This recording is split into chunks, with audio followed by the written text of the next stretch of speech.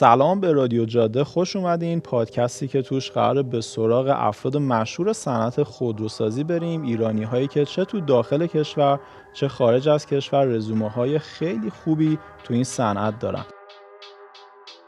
توی اپیزود اول قراره به سراغ محمد حسین امینی یکتا بریم، کسی که توی مرسدس بنز کار میکنه و طراحی اسمارت هشتگ وان تونسته اونو حسابی مشهور بکنه.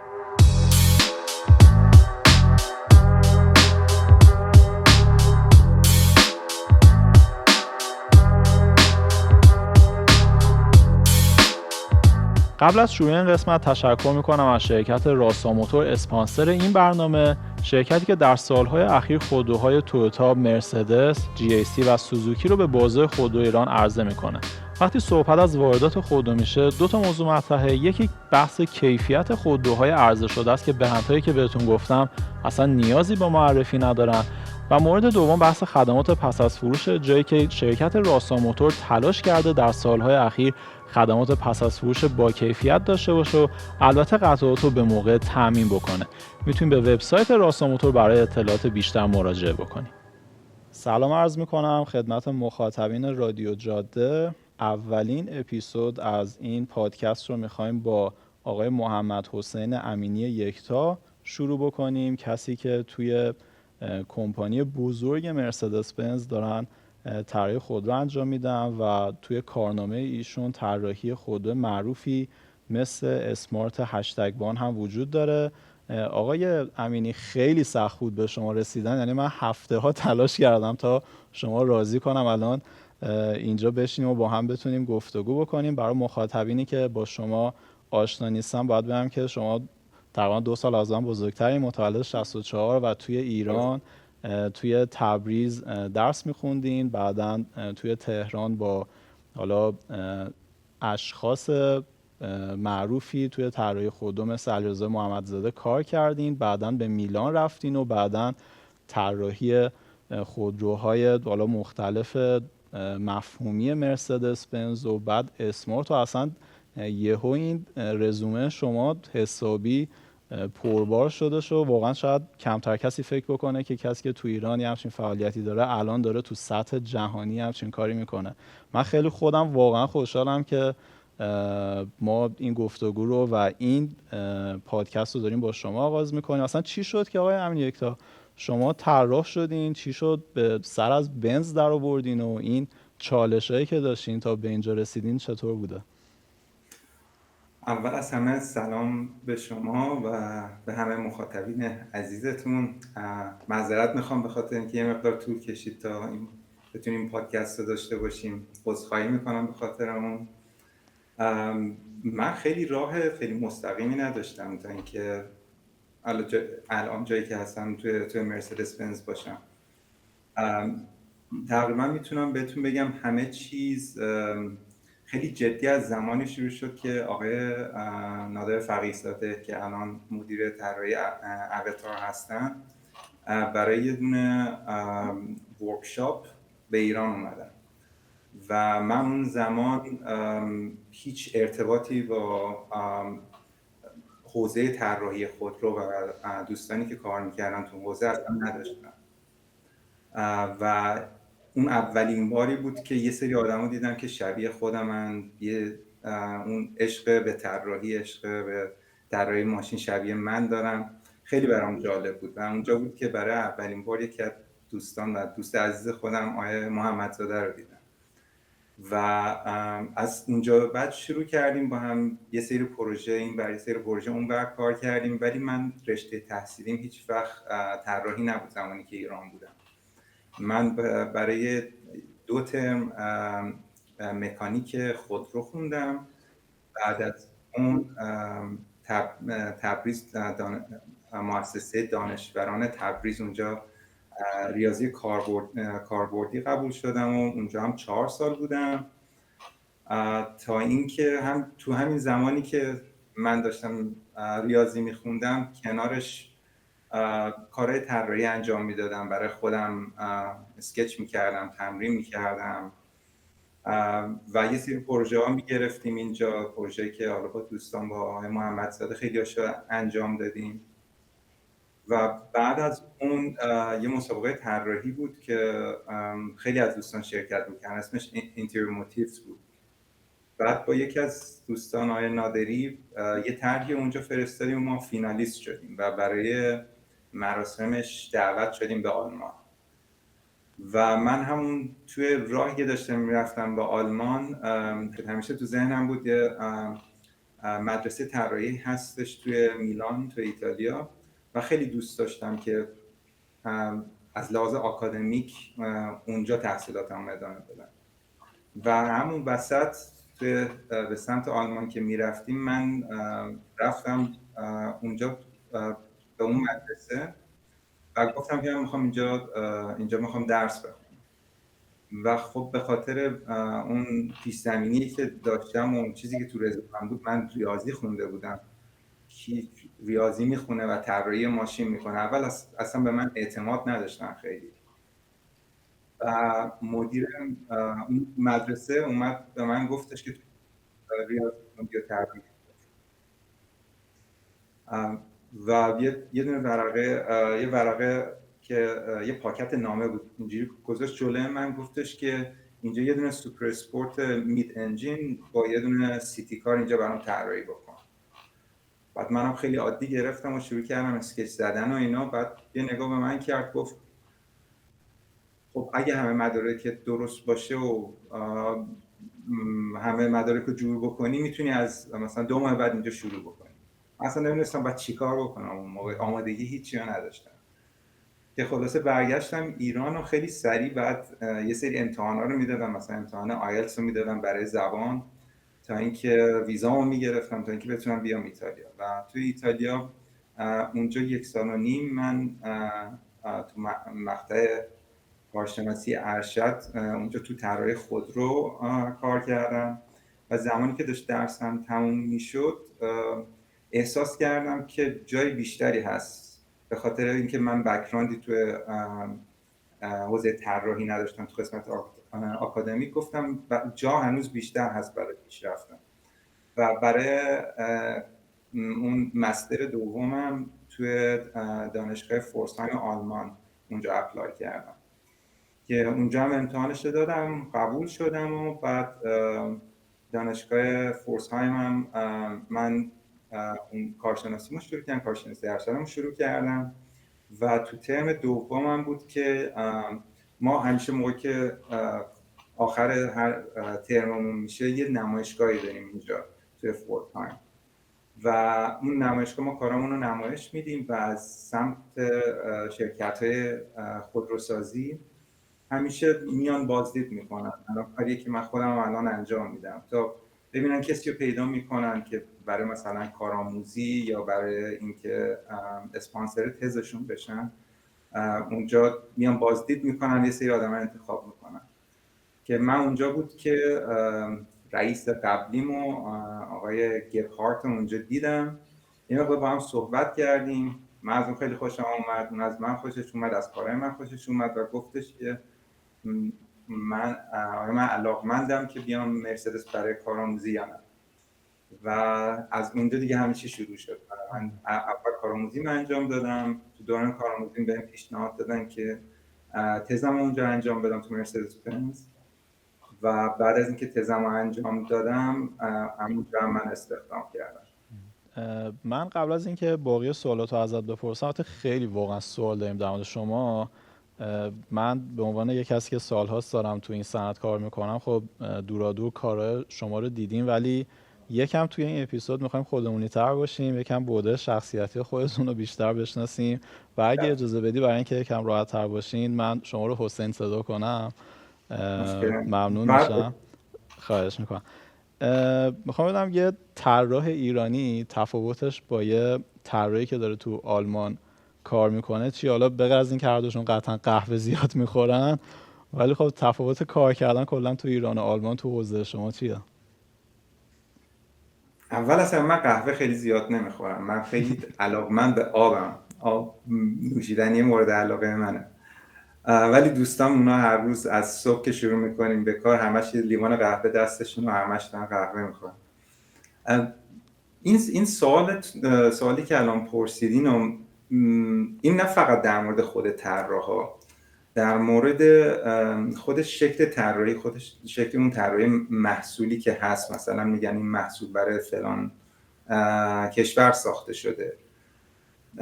این سوال خیلی پرسیده میشه. حقیقتش من فرق خاصی نمیبینم بین یه طراحی که توی ایران بوده یا یه طراحی که اینجا هست. چیزی که متفاوته اون فضای، اون اتمسفر، اون فضای دور و برتونه. یعنی حالا اون فضا و اتمسفر میتونه خیلی چیزای فرهنگی باشه. مثلا حالا چیزای فرهنگی میتونه مثلا یه دونه فیلم باشه. خب اینجا که میایم خیلی از طراحا، اکثرا ما که صحبت میکنیم همه عاشق استار وارزن و اون کانسپچوال دیزاینی که کلا توی فیلم‌های استار وارز هست. خب این یه چیزیه که همیشه این طراحا رو مثلا به هم دیگه نزدیک‌تر میکنه، ولی فکر نمی‌کنم حالا مثلا توی ایران بیاین چیز متفاوت‌تر از اون باشه. شاید اون صحبتی که شما با دوستاتون میکنین، چون به نظر من دانشگاه جای خودشه، ولی بیشترین چیزی که شما یاد میگیرید توی دانشگاه چیزایی که از دوستاتون یاد میگیرید، از همکلاسیاتون یاد میگیرید تا اینکه بخواید از استاداتون یاد بگیرید. و اوناست که شاید یه مقدار تأثیر بذاره، یه مقدار شاید شما رو به یه سمت خاصی متمایل تر بکنه. مثلا موقعی که با طراح روسی صحبت میکنید یا کارهای طراحی روسی رو میبینید، خب این از لحاظ فرهنگی هم یا از لحاظ اون دیزاینی که قبلا داشتن، حالا توی ساختمونا، اینا خیلی به بروتالیسم علاقه دارن و اینم خیلی مشهوده. موقعی که حتی موقع ماشین دیزاین میکنن خیلی همه چی بروتالیسته، خیلی همه چیز یه حالت بلاک مانند داره. خیلی بعضی وقتا شاید یه مقدار حالت میلیتری هم داشته باشه و این چیزیه که امضاییه که مثلا طراحای روسی دارن. ولی ما که با طراحای مثلا ایتالیایی صحبت میکنیم، اونا اون الهامایی که میگیرن شاید از جای متفاوت باشه و چیزی که هست، شما مهم نیست که کجا هستید، شما میتونید خودتون همیشه در معرض همچین چیزایی قرار بدید. حالا میتونید خودتون رو بیشتر تو معرض بروتالیسم قرار بدید یا میتونید خودتون رو بیشتر حالا بگو تو معرض مثلا برید خیلی توی طبیعت یا خیلی از حیوان‌ها مثلا الهام بگیرید. این به خودتون برمیگرده. به نظرم خیلی جای فیزیکیش تاثیرگذار هست، ولی اگه بخواین میتونید که همه رو با هم داشته باشید. حسین جان، معمولا طراحای خودرو خیلی آدم خاصی هن. یه سری ویژگی خاصی هم دارن. من آقای نادر فقیه‌زاده رو که گفتی اتفاقا توی نمایشگاه پکن دیدمشون، با ایشون هم یه صحبت کوتاهی داشتن. یه اون خصلت خاصه که شبیه که من اگه اخلاقم اینطوری بود نمیرسیدم به اینجا، نمیدونم حالا وسواس یا پشت کاره یا مثلا عشق به نظم و اینجور چیزاست، اون چیزی که تو خودت میدیدی که تو رو به اینجا رسونده چیه؟ من بیشتر کنجکاویه رو میبینم. یعنی من همیشه خودم خیلی کنجکاوم در مورد همه چیز، در مورد اینکه چرا هر چیزی چرا این شکلی هست، چجوری کار میکنه، چجوری ساخته شده. و اینم خیلی وقتا دردسر برام درست کرده، برای اینکه خیلی وقتا موقعی که یه چیزی رو مثلا یه درخواستی یکی ازتون داره، مثلا رئیستون یه درخواستی داره، من همیشه اولین سوالی که میپرسم اینه که چرا. و بعضی وقتا اینو برام مشکل ایجاد میکنه، ولی من بیشتر تو اون کنجکاوی است که همچین چیزی رو میبینم. حالا یه سری خصلت‌های دیگه هست، نمیدونم اینا خصلتایی که میتونید حالا همه رو توش قرار بدید، ولی خود من دوست دارم موقعی یه کاری دارم انجام میدم بهترین شکلی که میتونم اون انجام بدم و بازم با همون کنجکاوی که دارم، خب اینجا رو مثلا این یه قسمت چجوری میشه بهتر انجام داد و یه جورایی بهش گیر میدم تا اینکه بهتر و بهتر و بهتر بشه. از لحاظ نظم راستش بخوایم من خیلی نمیتونم صحبت بکنم. من خودم تو زندگی شخصیم خیلی میز کارمو ببینید اصلا میز کار مرتبی نیست، یعنی همچین نظمی هیچ وقت برام مهم نبوده. حالا من یه نظمی تو ذهن خودم دارم، خیلی راحت همه چیمو پیدا میکنم، ولی اینکه از لحاظ زیبایی میز کار منو ما که ببینی زیبایی توش نمیبینی. یه سوال یکم تخصصی تر دارم، حالا یه کوچولو عمیق‌تر سوال خودم هستش. مثلا فرض کن که مرسدس حالا یا اسمارت یا هر کمپانی دیگه ای به توی طراح داره میگه که من مثلا یه خودرو توی کلاس سی میخوام، نمیدونم سدان باشه، حالا هر چیزی، و میخوام این خودرو طراحی بکنم. آیا میدونی خطکش های دیگه یا چیزی به شماها دیکته میشه؟ یعنی مثلا بگن که من میخوام که توی طراحی خودرو مثلا فلان بازار، مثلا فرض کن تو بازار چین میخوام بیشتر بفروشم. اینو بیشتر دارم از این جهت میپرسم که اخیراً خیلی وقتها شده که مثلا یه طراحی خودروی میبینیم، مخصوصا توی مرسدس بنز که اخیراً توی نمایشگاه شانگهای هم حالا مدل مختلفش رو رونمایی کردش، گاهن منتقدین میگن که این مثلا بنز این خودرو طراحی کرده که تو بازار چین بفروشه، این دیگه اون طراحی نیستش که مثلا اروپایی‌ها دوست داشته باشن یا مثلا آمریکای شمالی دوست داشته باشه. اصلا یه همچین چیزی به شما دیکته میشه یا نه این یه روند بازار جهانیه که شما خودتون اونو دارین طراحی میکنین؟ ببینید من یه چیزی رو کلا در مورد طراحی خودرو بگم. ماشینی که شما تو بازار میبینید خیلی وقتا این تصور به وجود میاد که مثلا شما یه ماشینی که توی بازار میبینید این چیزیه که از سمت دپارتمان دیزاین پیشنهاد میشه و مثلا یه شوکاری ساخته میشه و بعداً از اون شوکار مثلا میبینن که اون کانسپت کار یا اون شوکار اون مردم خوششون اومده و مثلا حالا اون ماشین رو میخوان بیارن تولیدش بکنن، ولی به این شکل نیستش. معمولا موقعی که یه محصول جدیدی ما میخوایم توی پورتفولیومون داشته باشیم، اون محصول و اون بر اساس یه سری مارکت استادیا که اون تیم مارکتینگمون انجام میدن بر اساس اونا تعریف میشه. برای مثال زمانی که خب تا 20 سال پیش یه جورایی شما خیلی ماشینای شاسی بلند، ماشین SUV نمیدیدید و تا قبل از اون ماشینای سدان خیلی رو فرم بودن، ونار خیلی روی فرم بودن و از یه جایی به بعد یه چند تا برند شروع کردن ماشینای SUV اینا به پورتفولیوشون اضافه کردن و این خیلی استقبال خوبی شد توی بازار. و موقعی که همچین اتفاقاتی میفته یه ترندی شروع میشه و موقعی این ترند شروع میشه توی این بازار جا باز میشه برای اینکه شما یه محصول جدیدی داشته باشید و تیم مارکتینگ دقیقاً کارش همینه. اونا باید خیلی تیز باشن، باید خیلی با تحقیقاتی که انجام میدن و خیلی وقتا یه سری سورویا دارن، خیلی وقتا یه سری کلینیکا دارن که توی اونا اون مشتریایی که حدس میزنن که کسایی که میتونن اون ماشین رو بخرن یا مشتری قبلی اون برند بودن، اونا رو میارن و از یه سری سوال ازشون میپرسن و بعد از اینکه این تحقیقات انجام دادن، این ارزیابی رو کردن، میگن که مثلا همون چیزی شما گفتید، ما حدس میزنیم توی 3 سال آینده، توی 4 سال آینده ما اگه یه ماشین سی سگمنت داشته باشیم این میتونه خیلی جواب بده و تیم دیزاین این بریفینگ رو میگیره و شروع میکنه به طراحی اون ماشین.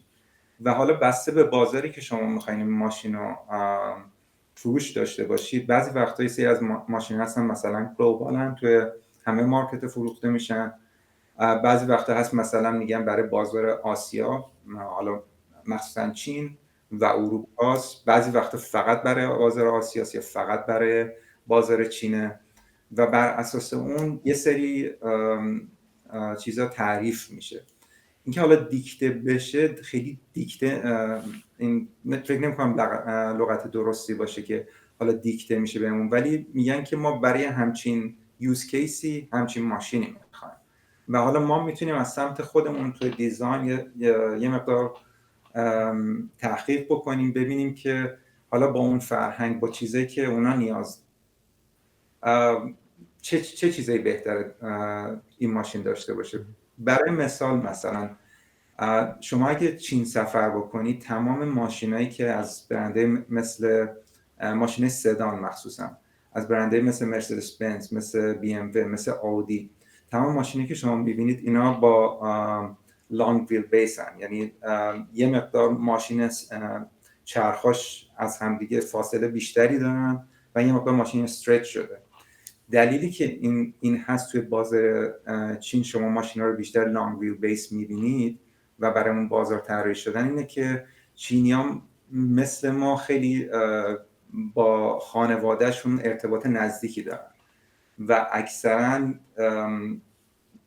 یک نفر دو نفر یه جورایی موقع مثلا میخوایم بریم بیرون توی ماشین نیستن، کل خانواده میخوان توی ماشین بشینن و برای همین جای پای سرنشینا تو صندلی عقب خیلی مهمه و برای همین ماشینا رو یه مقدار استرچ میکنه، یه مقدار چرخ‌ها رو از هم دیگه دور میکنن که فضا بیشتر برای سرنشین عقب باز بشه و این چیزیه که توی بازار چین خیلی همه بهش علاقه دارن، خیلی چیز مهمیه. ولی حالا مثلا اینکه بگید از لحاظ فرهنگی حالا مثلا اونا دوست دارن مثلا اژدها روی ماشینشون باشه، اینا همچین چیزایی نیست.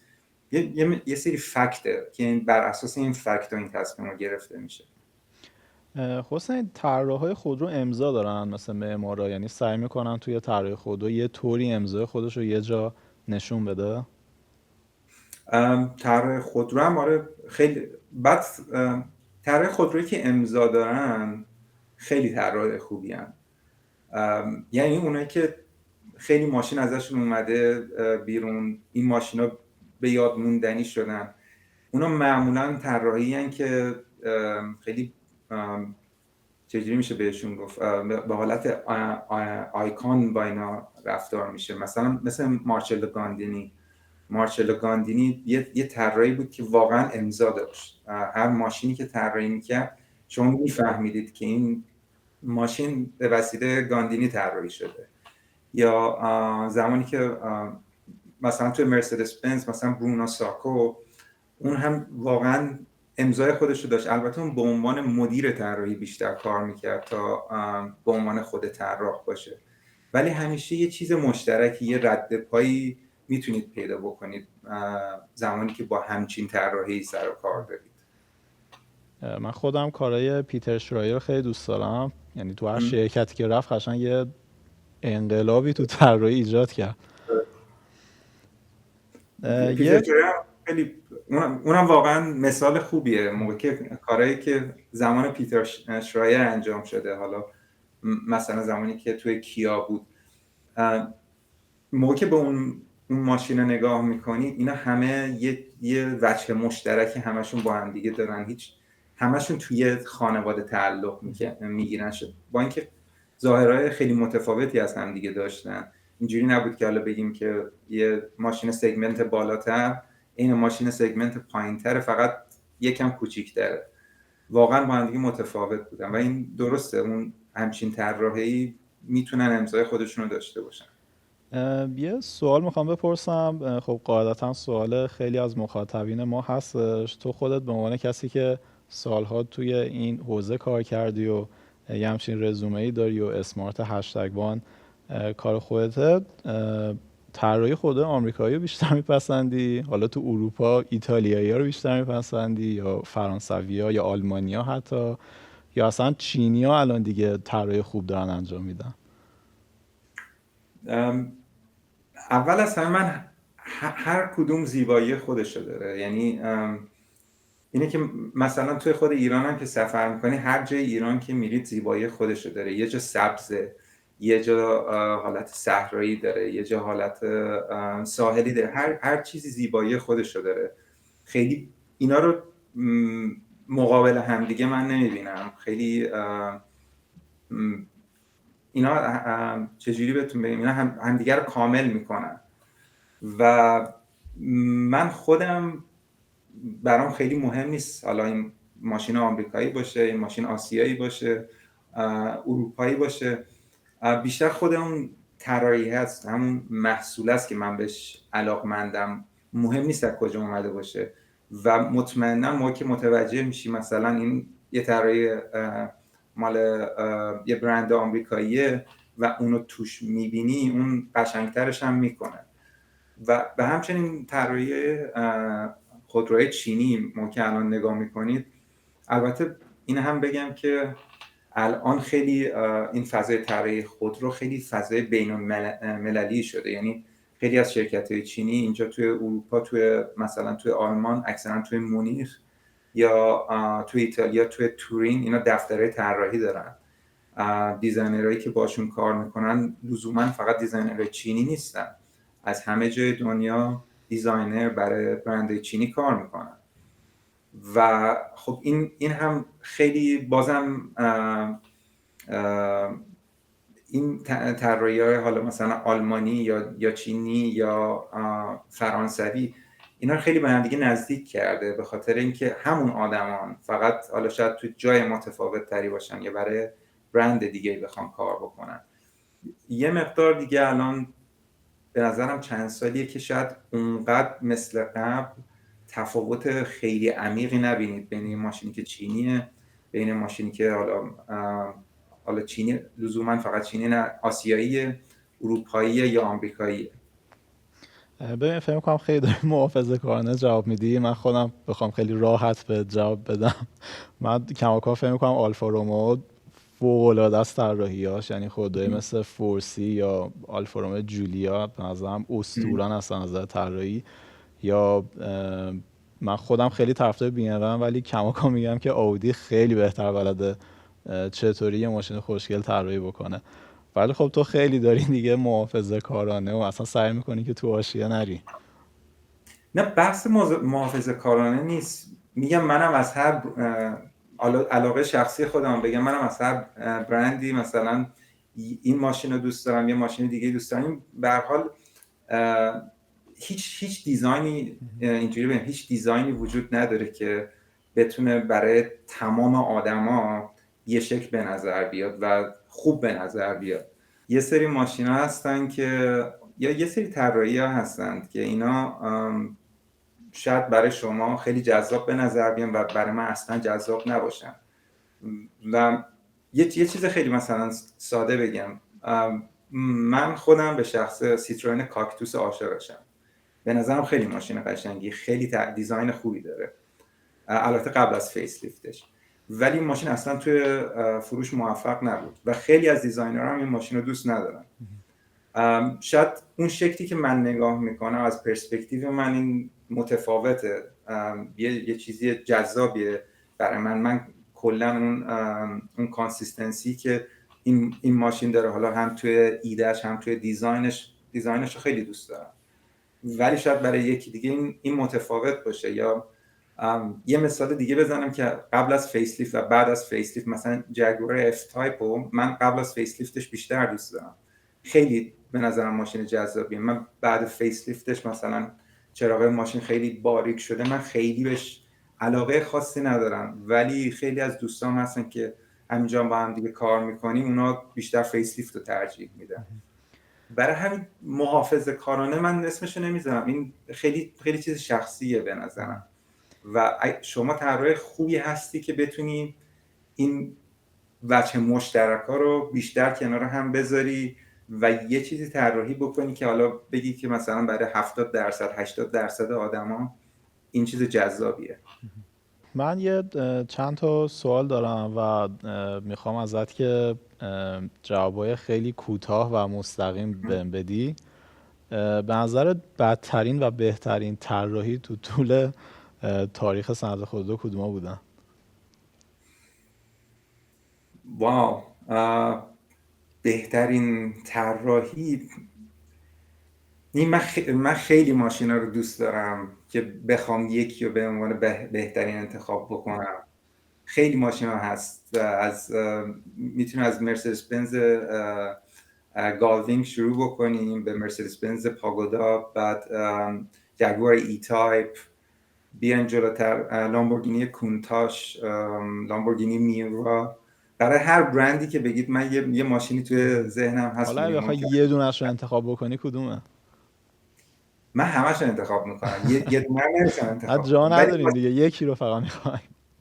من ماشینی که خودم خیلی دوست دارم این ماشین زیر پام باشه، استون مارتین وی ادوانتجه، چون به حالا نظر ببخشید وسط حرفت، یه سری از مخاطبان دارن به صورت پادکست گوش میدن، ولی خب اونایی که دارن از طریق یوتیوب یا اینستاگرام میبینن که حالا تصویر رو دارن، ولی اونایی که از طریق پادکست دارن گوش میدن، کنار حسین یه چند تا ماکت استون مارتین است. من منتظر بودم وسط یکی از این سوالا در صورت به استون مارتین هم اشاره بکنه. مشخصه که خیلی دوست داری استون مارتین، چون 3-4 تا پشت هم استون مارتین چیدی. آره یه از DBR 9 شروع میشه، اون بعدش DBR 9 استریت لیگال، بعد DB9 بالا یه دونه وی ادوانتج و کنارش هم یه دونه فورد ماستنگ مال سال 68 فورد ماستنگ بولت، اون پایینم پورشه 917، بغلش هم یه لامبورگینی موچلاگوره. آره اون سیاهه اون بالا، اون استون مارتین وی ادوانتج من خودم خیلی دوست دارم، برای اینکه به نظرم طراحی خیلی خیلی خوبی داره و به شکلی که من زندگی میکنم با شکل زندگی من خیلی هماهنگه و ماشین خیلی قدیمی نیست که بخواد همش برام دردسر باشه، هر روز نتونم ازش استفاده کنم و عاشق صداش هم هستم، برای همینی که انتخابش میکنم. ولی اینکه بگم این ماشینیه که چجوری بگم این محبوب ترین ماشینیه که برای من وجود داره، نه اونجوری نیست. حالا بهترینو که دیگه ما هر کاری میکنیم یه دونه رو اسم نمیبری، بدترینو کدوم انتخاب میکنی؟ بدترینم بدترین خیلی زیاده، خیلی چیزا هستش. ببین ولی یه چیزی بگم، خیلی از ماشینایی که یه موقعی بدترین ماشینا بودن از لحاظ طراحی، مثلا خیلی به پونتیاک ازتک میگن خیلی ماشین زشتیه، خیلی ماشین بدیه، ولی پونتیاک ازتک رو ما که نگاه میکنین، کسی که سریال بریکینگ بد دیدن فکر میکنم توی اون دیده باشن. بله. اون ماشین یه بنیانگذار یکی از چیزایی که ما امروز خیلی زیاد داریم میبینیم تو ماشین مدرن، و این هم چیزی که این ماشین شروع کرد اینه که چراغا رو از هم دیگه جدا بکنن، یعنی فانکشن های چراغا رو مثلا لو بیم، های بیم، چراغا نور بالا نور پایینش رو از هم جدا بکنه. برای همین من مثلا اونو خیلی میگم بدترین ماشین تاریخ، ولی به نظرم بدترین ماشین نیست.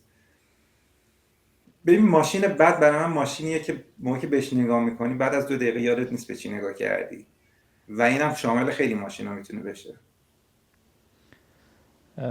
بازم یه دونه، حالا همینی که استکو اسپوردی میتونم اونو به عنوان بدترین انتخاب بکنم. توی بدترینه باید نه به موافقم، نظرم بدترین نیست، که اون مثال نقضش بود. ولی توی بهترینه به شخص خودم فورد ماستنگ 1969 رو خیلی دوست دارم، یعنی اصلا به نظرم تمام نشدنیه اون ماشین از نظر طراحی.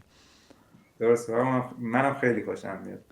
حسین شده بخوای تا حالا یه ماشین با هویت ایرانی برای خودروساز ایرانی طراحی بکنی، مثلا برای ایران خودرو، برای سایپا، اصلا تو فکرت یه همچین چیزی بوده؟ ببینید من فکر کنم یکم قبل‌تر اینو گفتم، من خیلی اینکه برای خودروساز ایرانی خب من موقع ایران بودم یه مقداری این ور اون ور یه سری پروژه ها با خودروساز ایرانی کار کردم. اینکه برای یک خودروساز ایرانی، برای مثلا یه برند خاص ایرانی بخوایم کار بکنیم، خب اول از همه باید ببینیم هویت اون برند چیه و 100% آره به نظرم چیز جالبیه که حالا برای یه برند خاصی شما بخواید یه طراحی خاصی داشته باشید.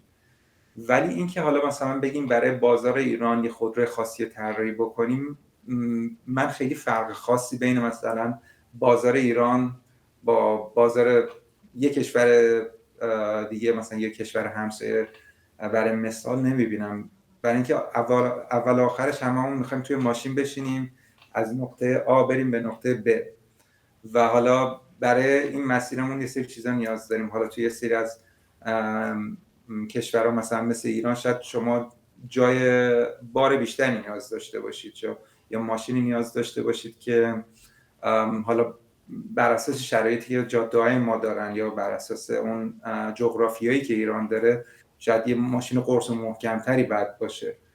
ولی اینکه حالا بخواد خیلی اون شکل ظاهری ماشین رو تغییر بده، من خیلی چیز خاصی نمیبینم اینجا که بشه بهش تکیه کرده و بگی که این ماشین این شکلیه به خاطر اینکه برای بازار ایران. اصلا خودروساز ایرانی بوده که بهت پیشنهاد کار داده باشه که بیای ایران و برای اونا کار بکنی؟ تا امروز که چیزی نبوده. حسین واقعا ممنونم ازت که این وقت رو به ما دادی و با هم صحبت کردیم. ما تو این پادکست سعی کردیم که یه مقداری حالا با خودت بیشتر آشنا بشیم، با اخلاقیاتت و اصلا نظرت رو در مورد خود مختلف بپرسیم. البته که خیلی خیلی محافظه‌کارانه جواب دادی و اصلا سعی نکردی که اسم خود خاصی رو ببری مگه چند تا استون مارتین که پشتت بود. ولی خب همین که وقت گذاشتی ممنونم. خیلی دوست دارم که بعدا هم حتما بشینیم با هم در مورد بنز و بی‌ام اینا حسابی گل بکنیم با هم. ولی خب مخاطبینی که دارن از طریق پادکست هم این اپیزود رو میبینن میتونن این اپیزود رو از طریق کانال یوتیوب ما و اینستاگرام ما هم به صورت ویدیویی ببینن. هم خود حسین رو میتونن ببینن و هم قسمت مختلف این پادکست رو میتونن مشاهده بکنن. حسین واقعا ممنونم از وقتی که گذاشتی. انشالله که بیشتر با هم در ارتباط باشیم. به همچنین خیلی خوشحال شدم و بازم عذرخواهی میکنم که یه مقدار طول کشید و لطف این شما باعث افتخارمه. امیدوارم که حالا بعدا هم گفتگوی دیگه با هم دیگه داشته باشیم. خیلی متشکرم. خیلی ممنون. متشکرم. خدا نگهدار. خدا. مجدد تشکر میکنم از شرکت راسا موتور حامی مادی و معنوی این برنامه گفتگو محور.